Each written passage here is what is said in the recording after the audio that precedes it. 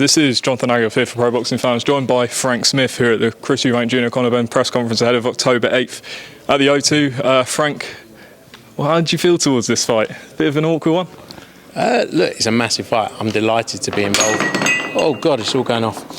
Look, it's a massive fight. Delighted to be involved in such a huge occasion in the sport. For me personally, I've worked very hard alongside Callis Howland to get it over the line. I have my own involvements on both sides, obviously promoting Conor Benn and long-term partner of Emily Eubank. So I'm going to stay as neutral as I can.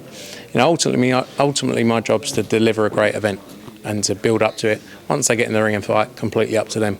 I've done part of my bit, got a bit more work to do, and then when they get in there, down to them. I'm going to stay very neutral. We saw the interest for this fight, even when it wasn't announced 3-4 weeks ago. People were asking, when's the press conference, when's the announcement? Despite what people will say about the weight disparity, etc., was this commercially too big to resist? Yeah, 100%. It's a mega fight. It's a mega fight between the two guys. But also the weight, there's strengths and weaknesses for both guys.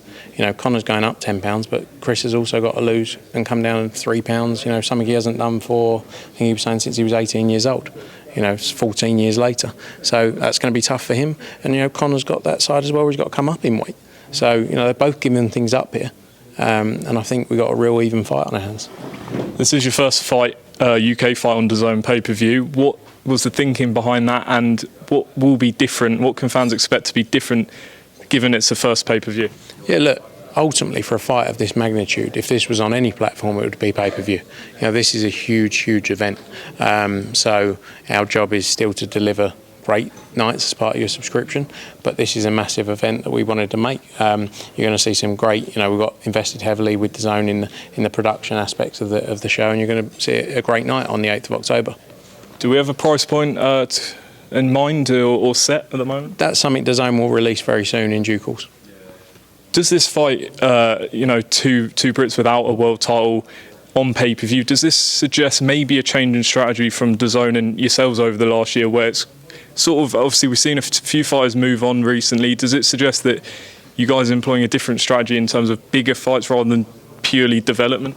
I think ultimately, we need to build the subscriber base, and to do that you need these mega moments and mega fights which build the numbers.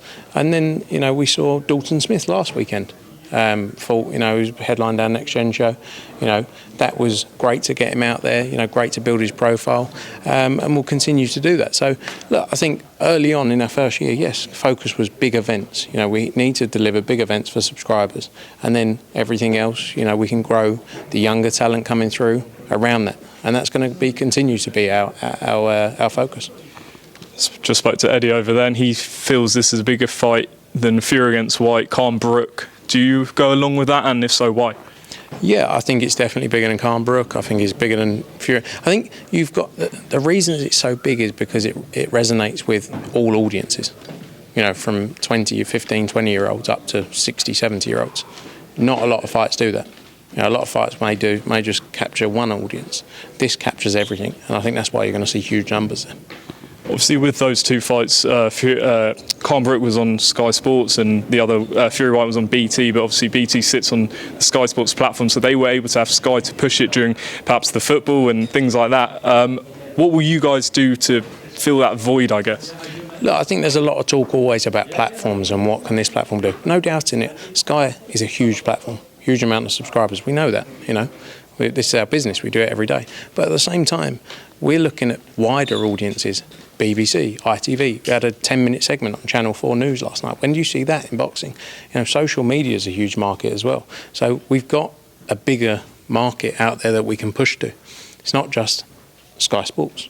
They've got a huge market, but there's a much wider audience out there that this can be pushed to, and that's going to be our focus. And hopefully Sky push it as well, because it's a big event.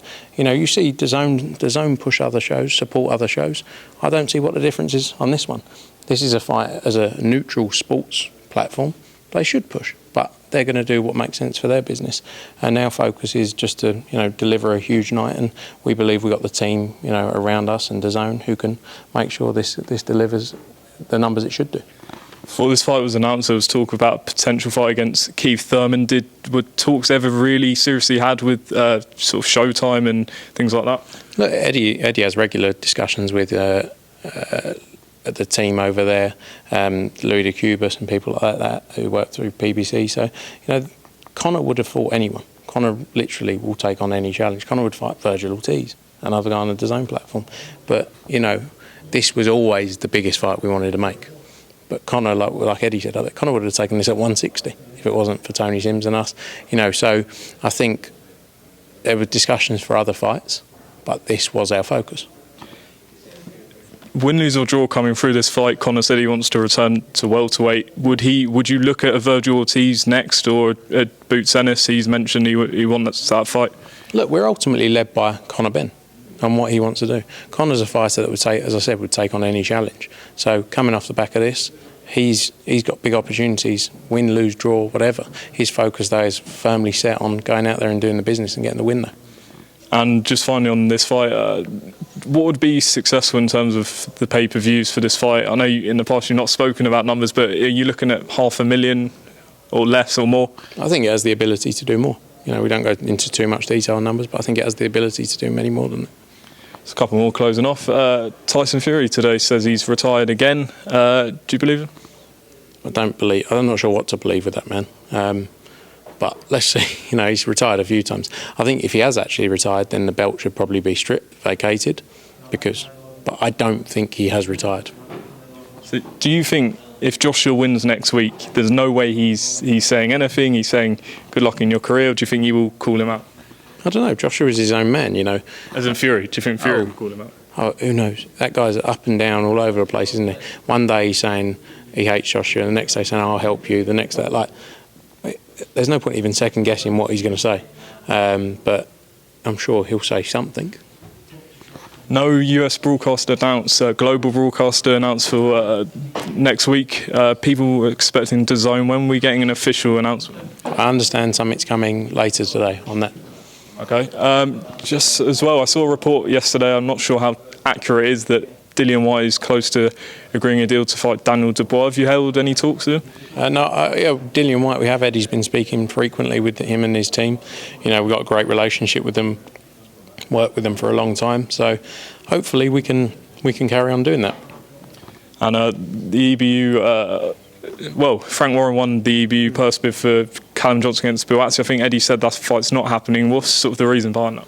Because I think Joshua Buatsi has other focuses. He wants to fight for a world title, and no disrespect to Callum Johnson, but I think he looks, fighting for the European title isn't stepping him forward to those world title shots.